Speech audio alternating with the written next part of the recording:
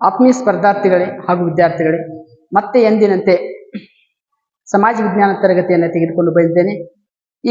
ಈಗಾಗಲೇ ವೇದಗಳ ಕಾಲದ ಬಗ್ಗೆ ಮಾತನಾಡಿದ್ದೇನೆ. ಅದರ ಮುಂದುವರಿದ ಭಾಗ ಉತ್ತರ ವೇದ ಕಾಲದ ಬಗ್ಗೆ ಮಾತನಾಡ್ತಾ ಇದ್ದೇನೆ. ಸೊ ಈ ವಿಷಯವನ್ನು ತೆಗೆದುಕೊಂಡಾಗ ಸಪ್ತ ಸಿಂಧು ಪ್ರದೇಶದಲ್ಲಿ ಜನಸಂಖ್ಯೆ ಸಾಕಷ್ಟು ಬೆಳೀತದ ಅಂತೇಳಿ ಒಂದು ಮಾಹಿತಿಯನ್ನು ಕೊಡ್ತಾ ಹೋಗ್ತಾರೆ. ಸಪ್ತ ಸಿಂಧು ಭೂಪ್ರದೇಶದಲ್ಲಿ ಸಾಕಷ್ಟು ಏನಪ್ಪಾ ಅಂತಂದ್ರೆ ಜನಸಂಖ್ಯೆ ಬೆಳೀತದ. ಜೀವನ ಕ್ರಮದಲ್ಲಿ ಸಾಕಷ್ಟು ಬದಲಾವಣೆ ಆಗ್ತದೆ. ಪೂರ್ವ ವೇದ ಕಾಲದಲ್ಲಿರ್ತಕ್ಕಂಥ ಜೀವನ ಶೈಲಿ ಉತ್ತರ ವೇದ ಕಾಲದಲ್ಲಿ ಇರೋದಿಲ್ಲ. ಸಾಕಷ್ಟು ಬದಲಾವಣೆಗಳಾಗ್ತವೆ. ಸ್ತ್ರೀಯರ ಸ್ಥಾನಮಾನಗಳು ಕಡಿಮೆ ಆಗ್ತವೆ.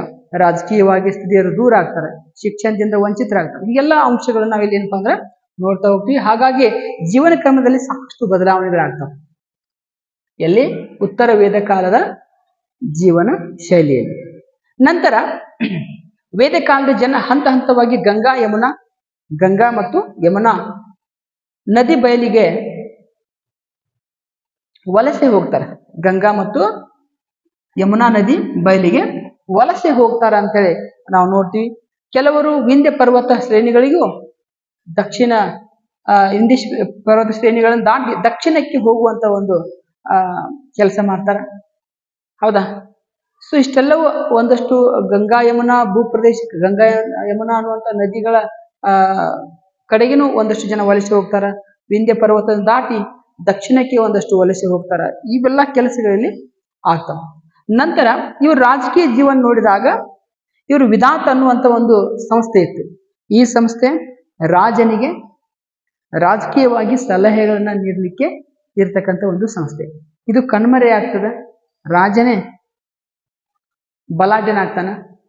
ವಿಧಾತ ಸಂಸ್ಥೆ ತನ್ನ ಅಸ್ತಿತ್ವವನ್ನು ಕಳೆದುಕೊಳ್ತದೆ, ಕಣ್ಮರೆ ಆಗ್ತದೆ. ಸಭಾ ಮತ್ತು ಸಮಿತಿ, ಇದ್ರ ಜೊತೆಗೆ ಸಭಾ ಮತ್ತು ಸಮಿತಿ ಇನ್ನೊಂದು 2 ಸಂಸ್ಥೆಗಳು. ಇವು ಏನ್ ಮಾಡ್ತಾವಪ್ಪ ಅಂದ್ರೆ ತಮ್ಮ ಪ್ರಾಮುಖ್ಯತೆಯನ್ನು ಕಳೆದುಕೊಳ್ತಾವ. ರಾಜ್ಯ ಬಲಾಢ್ಯನ ಆದ ಹಾಗೆ ಇವು ತಮ್ಮ ಅಸ್ತಿತ್ವವನ್ನು ಕಳೆದುಕೊಳ್ತಾವ ಅಂತೇಳಿ ನಾವು ನೋಡ್ತಾ ಹೋಗ್ತೀವಿ. ನಂತರ ಇದರ ಮುಂದುವರೆದ ಭಾಗವನ್ನು ನೋಡಿದಾಗ ಇಲ್ಲಿ ರಾಜನು ತನ್ನ ರಾಜ್ಯದ ವ್ಯಾಪ್ತಿ ವಿಸ್ತರಿಸಲು ಆರಂಭಿಸಿದ.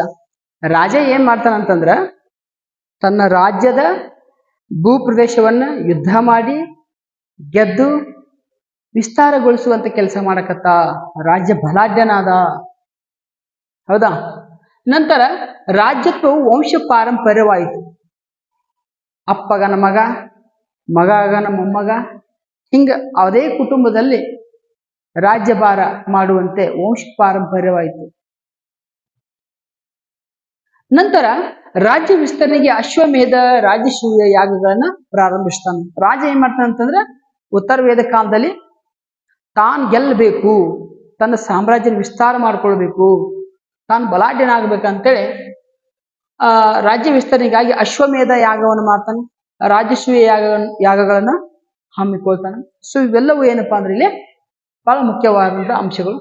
ಆಮೇಲೆ ಇವರು ಸಾಮಾಜಿಕ ಬದಲಾವಣೆಗಳು ಏನಾದವು ಈಗಿನ ಕಾಲದಲ್ಲಿ ಅಂದ್ರೆ ಉತ್ತರ ವೇದ ಕಾಲದಲ್ಲಿ ಯಾವ ರೀತಿ ಸಾಮಾಜಿಕ ಬದಲಾವಣೆ, ಸೋಷಿಯಲ್ ಚೇಂಜಸ್ ಏನಾದವು ಅಂತ ನೋಡಿದಾಗ ಗೋತ್ರ ಪದ್ಧತಿ ಪ್ರಾರಂಭವಾಯಿತು. ಎಂತ ಪದ್ಧತಿ ಹೇಳ್ರಿ? ಗೋತ್ರ ಪದ್ಧತಿ ಪ್ರಾರಂಭವಾಗ್ತದ. 4 ಆಶ್ರಮಗಳು ಪ್ರಾರಂಭವಾದವು. 4 ಆಶ್ರಮಗಳು ನಿಮ್ಗೆಲ್ಲ ಗೊತ್ತಿರ್ತೈತಿ. ಈ 4 ಆಶ್ರಮ ಅಂತಕ್ಕ ಬ್ರಹ್ಮಚರ್ಯ, ಗೃಹಸ್ಥ, ವಾನಪ್ರಸ್ಥ, ಸನ್ಯಾಸತ್ವ ಅಂತ ನಿಮ್ಗೆಲ್ಲ ಗೊತ್ತಿರ್ತದೆ. ಸನ್ಯಾಸ ಅಂತ ಗೊತ್ತಿರ್ತದೆ. ಈ 4 ಆಶ್ರಮಗಳು ಪ್ರಾರಂಭ ಆಗ್ತಾವಂತೇಳಿ ನಾವು ಗಮನಿಸ್ತೀವಿ. ಈಗ ಸಾಮಾನ್ಯವಾಗಿ ಬ್ರಹ್ಮಚರ್ಯ ಅಂತಂದ್ರೆ 25 ನೀಡೆಡ್, ವೆರಿ ಇಂಪಾರ್ಟೆಂಟ್ ಇದೆ. ಸೊ ಇದು ವಿದ್ಯಾರ್ಥಿನಿಯರು ಜ್ಞಾನಾರ್ಜನೆಗಾಗಿ ಬಳಸುವಂತಹ ಒಂದು ಅವಧಿ. ಇದು 25 ವರ್ಷ ಬ್ರಹ್ಮಚರ್ಯ. ನಂತರ 25ರಿಂದ ಅಥವಾ 26ರಿಂದ 50ರವರೆಗೆ ಗೃಹಸ್ಥ ಅಂದ್ರೆ ಮದುವೆಯಾಗಿ ಜೀವನವನ್ನು ನಡೆಸುವಂತ ಗೃಹಸ್ಥ ಜೀವನ. ನಂತರ ವಾನಪ್ರಸ್ಥ ಅಂದ್ರೆ ಸಂಚಾರ ಜೀವನ, ಅಂದ್ರೆ 50ರಿಂದ ಅಥವಾ 51ರಿಂದ 75ರವರೆಗೆ ಜಗತ್ತನ್ನು ಸುತ್ತುವಂತ ಒಂದು ಅವಧಿ ವಾನಪ್ರಸ್ಥ. ನಂತರ ಸನ್ಯಾಸತ್ವ ಅಂದ್ರೆ 75 ಅಥವಾ 76ರಿಂದ 100ರವರೆಗೆ ವಾನಪ್ರಸ್ಥ ಅಥವಾ ಸನ್ಯಾಸತ್ವ ಅಂತೇಳಿ ನಾವು ನೋಡ್ತೀವಿ ಅಂತಕ್ಕಂಥ. ಇದು ಭಾರತದಲ್ಲಿ ಒಂದು ಈ ರೀತಿ ಪದ್ಧತಿ ಯಾವಾಗ ಹುಟ್ಟುಕೊಂತಪ್ಪ ಅಂತಂದ್ರೆ ಇದು ಉತ್ತರ ವೇದ ಕಾಲದಲ್ಲಿಯೇ ಹುಟ್ಟುಕೊಂಡಿತ್ತು. ಉತ್ತರ ವೇದ ಕಾಲದಲ್ಲಿ ಈ ಪದ್ಧತಿಗಳು ಪ್ರಾರಂಭ ಆಗ್ತಾವ. ನಂತರ ಸ್ತ್ರೀಯರ ಸ್ಥಾನಮಾನಗಳು ಕುಸಿತ ಆಗ್ತಾವ, ಸ್ತ್ರೀಯರಿಗೆ ಗೌರವ ಕಡಿಮೆ ಆಗ್ತಾವ ಅಂತ ಇದ್ರ ಅರ್ಥ. ಆಮೇಲೆ ಸ್ತ್ರೀಯರು ಶಿಕ್ಷಣದಿಂದ ವಂಚಿತರಾಗ್ತಾರೆ.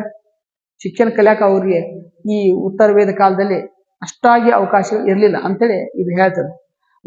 ನಂತರ ಸ್ತ್ರೀಯರು ರಾಜಕೀಯ ಸಂಸ್ಥೆಯಿಂದ ದೂರವಾಗ್ತಾರೆ. ಏನು ವಿಧಾತ್ ಆಗಿರ್ಬೋದು, ಆಮೇಲೆ ಸಭಾ ಸಮಿತಿ ಇರ್ಬೋದು, ಇಲ್ಲೆಲ್ಲ ಸ್ತ್ರೀಯರು ಆ ಸಮಿತಿಗಳಲ್ಲಿ ಇದ್ರು ಮೊದಲು. ಆದರೆ ಈಗ ಆ ಎಲ್ಲ ರಾಜಕೀಯ ಸಂಸ್ಥೆಗಳಿಂದ ಸ್ತ್ರೀಯರು ದೂರ ಆಗ್ತಾರೆ. ಅದರಿಂದ ದೂರಾಗಿ ಅವರ ಬರೇ ಗೃಹಸ್ಥ ಜೀವನವನ್ನೇ ಅಪ್ಪಿಕೊಳ್ಳುವಂತಾಗ್ತತಿ ಅಂತೇಳಿ ಇಲ್ಲಿ ಒಂದು ಮಾಹಿತಿಗಳನ್ನು ಕೊಡ್ತಾ ಹೋಗ್ತಾರೆ.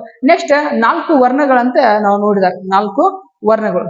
ಬ್ರಾಹ್ಮಣ ಅಂತ ಪುರೋಹಿತ ವರ್ಗ ಮತ್ತು ಪುಸ್ತಕಗಳನ್ನು ಓದುವ ವರ್ಗ ಅಥವಾ ಪಾಂಡಿತ್ಯ ಪೂರ್ಣ ಅಥವಾ ಋಷಿ ವರ್ಗ ಇಲ್ಲಿ ಇತ್ತು ಜಾಸ್ತಿ ಸಾಮಾನ್ಯವಾಗಿ ಬ್ರಾಹ್ಮಣ ಅಂತೇಳಿ ನೋಡ್ತೀವಿ. ಆಮೇಲೆ ಕ್ಷತ್ರಿಯ ಅಂತಂದ್ರೆ ಯುದ್ಧ ಮಾಡೋರು ಗೊತ್ತಾಗ್ತದೆ. ರಾಜನಾಗಿ ಕೆಲಸ ಮಾಡೋದು, ಸೈನಿಕನಾಗಿ ಕೆಲಸ ಮಾಡೋದು, ಒಟ್ಟು ಕ್ಷಾತ್ರಗುಣ ಅಂತಂದ್ರೆ ಯುದ್ಧವನ್ನು ಮಾಡುವಂತ ಗುಣ, ಹೋರಾಟ ಮಾಡುವಂತ ಗುಣ. ಸೊ ಈ ಕ್ಷತ್ರಿಯ ಒಂದು ವ್ಯವಸ್ಥೆ ಹುಟ್ಕೊಂತು. ವೈಶ್ಯ ವ್ಯಾಪಾರ ಮಾಡುವಂತಹ ಒಂದು ವರ್ಗ. ಆಮೇಲೆ ನಂತರ ಶೂದ್ರ. ಈ 3 ಏನ್ ಮೇಲ್ದವಲ್ಲ, ಬ್ರಾಹ್ಮಣ, ಕ್ಷತ್ರಿಯ, ವೈಶ್ಯ, ಇವರೆಲ್ಲರ ಸೇವಕನಾಗಿ ಕೆಲಸ ಮಾಡೋಣ ಅಂದ್ರೆ ಶೂದ್ರ ಅಂತ. ಸೊ ಈ ರೀತಿ 4 ವರ್ಣ ವ್ಯವಸ್ಥೆ ತಲೆ ಎತ್ತಿದವು ಅಂತೇಳಿ ನಾವು ನೋಡ್ತೀವಿ. 4 ವರ್ಣ ವ್ಯವಸ್ಥೆಗಳು ಇಲ್ಲಿ ತಲೆ ಎತ್ತಿದವು ಅಂತೇಳಿ ನಾವು ನೋಡ್ತೀವಿ. ಎಲ್ಲ ತಲೆ ಎತ್ತಿದ್ ಯಾವಾಗ ಅಂತ ಕೇಳಿದ್ರೆ ಉತ್ತರ ವೇದ ಕಾಲದಲ್ಲಿ ಮುಂಬರುವ GPSTR PSTR ಎಲ್ಲ ಎಕ್ಸಾಮ್ಗಳಿಗೆ ಇಂಥ ಅಂಶಗಳನ್ನೇ ಆಧಾರವಿಟ್ಕೊಂಡು ಕ್ವಶನ್ಗಳನ್ನು ಕೇಳೋ ಸಾಧ್ಯತೆ ಇರ್ತದೆ. ದಯವಿಟ್ಟು ಎಲ್ಲರೂ ಚೆನ್ನಾಗಿ ಓದ್ರಿ ಅಂತ ಹೇಳ್ತಾ, ನಂತರ ಸತಿ ಸಹಗಮನ ಪದ್ಧತಿ. ಗಂಡ ತೀರ್ಕೊಂಡ ಅಂತಂದ್ರೆ ಹೆಂಡತಿಯೂ ಸಹ ಚಿತೆ ಬೆಂಕಿಯಲ್ಲಿ ಹಾರುವಂತ ಒಂದು ಪದ್ಧತಿ ಆರಂಭ ಆಗ್ತದೆ. ಯಾವಾಗ? ಉತ್ತರ ವೇದ ಕಾಲದಲ್ಲಿ. ನೋಡಿ, ಇದೊಂದು ಭಾರತದಲ್ಲಿ ಭಾರತೀಯ ಸಂಸ್ಕೃತಿಗೆ ಅಥವಾ ಹಿಂದೂ ಸಂಸ್ಕೃತಿಗೆ ಅಥವಾ ಹಿಂದೂ ಧರ್ಮಕ್ಕೆ ಅಂಟಿಕೊಂಡಂತ ಒಂದು ಕಳಂಕ ಅಂತೇಳಿ ಬಹಳಷ್ಟು ಜನ ಇದನ್ನ ಕರೀತಾರೆ. ಬಾಲ್ಯ ವಿವಾಹ ಪದ್ಧತಿ, ಸಣ್ಣ ವಯಸ್ಸಿನಾಗನ ಮದುವೆ ಮಾಡುದು, ಇವೆರಡೂ ಪದ್ಧತಿಗಳು ಆರಂಭ ಆದದ್ದು ಯಾವಾಗ ಅಂತ ಕೇಳಿದ್ರೆ ಉತ್ತರ ವೇದ ಕಾಲದಲ್ಲಿ, ವೇದಗಳ ಕಾಲವಾದ ಉತ್ತರ ವೇದ ಕಾಲದಲ್ಲಿ ಇವು ಆರಂಭ ಆಗ್ತವೆ. ಇನ್ನು ರಾಜಶಾಹಿ ಅಥವಾ ಉನ್ನತ ವರ್ಗ ಅಂತ ಏನಿತ್ತಲ್ಲ, ಅಂದ್ರೆ ರಾಜ ಮನೆತನದವರು ಅಥವಾ ರಾಜ ಉನ್ನತ ವರ್ಗ ಅಂದ್ರೆ ಶ್ರೀಮಂತ ವರ್ಗ, ಸರ್ದಾರ್ ವರ್ಗ ಅಂತ ಏನ್ ಕರಿತಿರ್ಲಿಲ್ಲ. ಈ ವರ್ಗದಲ್ಲಿ ಏನಪ್ಪಾ ಅಂದ್ರ ಸಾಮಾನ್ಯವಾಗಿ ಬಹುಪತ್ನಿತ್ವ ಜಾರಿಯಲ್ಲಿತ್ತು. ಅಂದ್ರೆ ಒಂದನ್ನ ಬಿಟ್ಟು ಮತ್ತೊಂದು ಮದುವೆ ಆಗುವಂತಹ ಅಥವಾ ಒಬ್ಬರನ್ನ ಬಿಟ್ಟು ಮತ್ತೊಬ್ಬರನ್ನ ಇನ್ನೊಬ್ಬರನ್ನ ಮದುವೆ ಆಗುವಂತಹ ಒಂದು ಪರಿಪಾಠ ರೂಢಿ ಒಳಗಿತ್ತು ಅಂತ. ಹೌದಾ? ಸೊ ಈ ರೀತಿ ಏನಪ್ಪಾ ಅಂತ ಕೇಳಿದ್ರೆ ಉತ್ತರ ವೇದ ಕಾಲದಲ್ಲಿ ಒಂದಷ್ಟು ಅಂಶಗಳನ್ನ ನಾವು ನೋಡ್ತೀವಿ. ಇದರ ಮುಂದಿನ ವಿಚಾರ ಅಂತ ನೋಡಿದಾಗ, ಇದರ ಮುಂದಿನ ಭಾಗವನ್ನು ತೆಗೆದುಕೊಂಡಾಗ ಧಾರ್ಮಿಕ ಜೀವನ ಹೇಗಿತ್ತು ಆಗಿನ ಕಾಲಕ್ಕೆ, ಅಂದ್ರೆ ಉತ್ತರ ವೇದ ಕಾಲದಲ್ಲಿ ಧಾರ್ಮಿಕ ಜೀವನ ಹೇಗಿತ್ತು ಅಂತ ನೋಡಿದಾಗ ಧಾರ್ಮಿಕ ಆಚರಣೆಗಳು ಸಂಕೀರ್ಣ ಮತ್ತು ಕಠಿಣವಾಗಿ ಬದಲಾಗ್ತವೆ. ಧಾರ್ಮಿಕ ಜೀವನ ಹೆಂಗಿರ್ತದ? ಬಹಳಷ್ಟು ಸಂಕೀರ್ಣ, ಬಹಳ ಜಟಿಲವಾಗ್ತವ, ಆಮೇಲೆ ಕಠಿಣವಾಗ್ತವ. ಸೊ ಹಾಗಾಗಿ ಈ ರೀತಿ ಬದಲಾವಣೆಗಳು ಆಗ್ತಾವ ಅಂತೇಳಿ ನೋಡ್ತೀವಿ. ಬ್ರಾಹ್ಮಣರೇ ಮಂತ್ರ ಪಠಣಗಳು ಮಾಡುವಂತ ಒಂದು ಪದ್ಧತಿ ಪ್ರಾರಂಭ ಆಗ್ತದೆ. ಉಳಿದವರೆಲ್ಲ ಅದನ್ನ ದೂರ ನಿಂತು ನೋಡುವಂತ ಒಂದು ಪರಿಪಾಠಗಳು ಪ್ರಾರಂಭ ಆಗ್ತವ. ಆಮೇಲೆ ಇಲ್ಲಿ 2 ಕಾವ್ಯಗಳು ಉತ್ಪತ್ತಿ ಆಗ್ತಾವ ಈ ಸಂದರ್ಭದಲ್ಲಿ. ಸೊ ಅವು ಯಾವ 2 ಮಹಾಕಾವ್ಯಗಳು ಅಂತ ಕೇಳಿದ್ರೆ, ಇವು ರಾಮಾಯಣ ವಾಲ್ಮೀಕಿ ಬರೆದಂಥದ್ದು, ಮಹಾಭಾರತ ವ್ಯಾಸರು ಬರೆದಂಥದ್ದು. ಇವೆರಡೂ ಏನಪ್ಪಾ ಅಂತಂದ್ರೆ ಈ ಮಹಾಕಾವ್ಯಗಳು ಉತ್ತರ ವೇದ ಕಾಲದಲ್ಲಿ ರಚನೆ ಆದವುಗಳು ಅಂತೇಳಿ ನಾವು ನೋಡ್ತೀವಿ. ಇಷ್ಟೆಲ್ಲವೂ ಅಂಶಗಳನ್ನ ಆಧಾರವಾಗಿ ಇಟ್ಕೊಂಡು ನೋಡಿದಾಗ ಉತ್ತರ ವೇದ ಕಾಲ ಬಹಳಷ್ಟು ಹೊಸ ಒಂದಷ್ಟು ಘಟನಾವಳಿಗಳಿಗೆ ಸಾಕ್ಷಿ ಆಗ್ತದೆ ಅಂತೇಳಿ ನಾವು ಗಮನಿಸಬಹುದು. ಒಟ್ಟಿನಲ್ಲಿ ಈ ವೇದಗಳ ಕಾಲದ ಒಂದು ಸಂಸ್ಕೃತಿ ಅಥವಾ ವೇದ ಕಾಲದ ಸಂಸ್ಕೃತಿ ಐತಿ.